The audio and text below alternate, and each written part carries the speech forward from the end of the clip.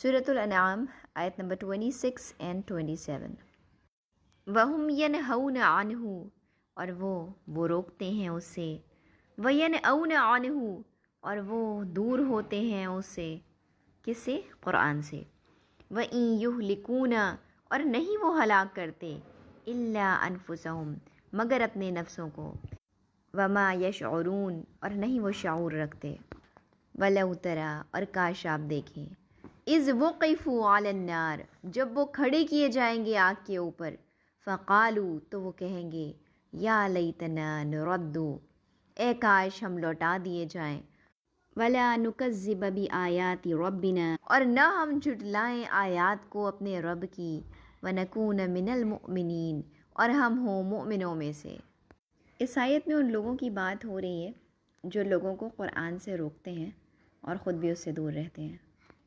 اس زمانے میں یہ کام کفار مکہ کرتے تھے، اس زمانے میں بھی یہ کام بہت سے لوگ کرتے ہیں۔ آپ اللہ کے دین میں پوری طرح سے داخل ہونے کا ارادہ کریں اور دیکھیں لوگ کس طریقے سے آپ کے سامنے کھڑے ہو جائیں گے۔ تو آئیے دیکھیں اللہ تعالیٰ ان لوگوں کے بارے میں کیا فرما رہے ہیں۔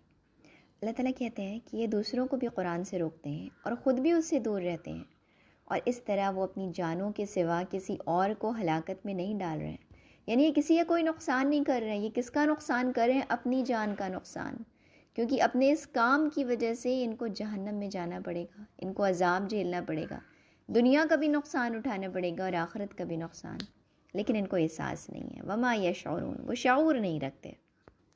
ینہون، ینہون کا جو لفظ ہے نا وہ ینہا سے ہے، نہیون، نون ہا یا۔ نہیں کا کیا معنی ہوتا ہے؟ روکنا، نہیں عن المنکر، برائی سے روکنا۔ تو یہ کفار مکہ کیا کرتے تھے؟ عوام کو قرآن سے روکتے تھے، نبی کریم صلی اللہ علیہ وسلم کی بات ماننے سے روکتے تھے اور خود بھی اس سے دور بھاگتے تھے۔ تو یہ کس کو ہلاک کر رہے ہیں؟ اپنے نفسوں کو۔ دین سے رکنا اور دین سے روکنا انسان کی اپنی تباہی کا باعث ہو جاتا ہے، لیکن اس کو شعور نہیں ہوتا۔ عام طور سے لوگ جب دین پر نہیں چلتے اور دوسروں کو بھی دین پر چلنے سے روکتے ہیں تو وہ سمجھتے ہیں کہ وہ بہت بڑا کوئی اچیومنٹ ہے، بڑا کام کر رہے ہیں۔ تو یہ تو سب سے تکلیف دہ بات ہے نا کہ انسان غلطی کر رہا ہو، انسان ہلاکت کی راہ پہ جا رہا ہو اور اسے اس کا پتہ بھی نہ ہو۔ اسی لیے ایک بہت پیاری سی دعا نبی کریم صلی اللہ علیہ وسلم نے ہمیں سکھائی، اللہم ارنا الحق حقا وارزقنا اتباعا وارنا الباطل باطلا وارزقنا اجتنابا۔ یا اللہ مجھے حق کو حق دکھا اور اس پر چلنے کی توفیق عطا فرما، اور مجھے باطل کو باطل دکھا اور اس سے بچنے کی توفیق عطا فرما۔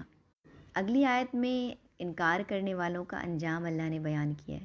جب ان کو آگ پر کھڑا کیا جائے گا تو کیا ان کا حال ہوگا اور کیسی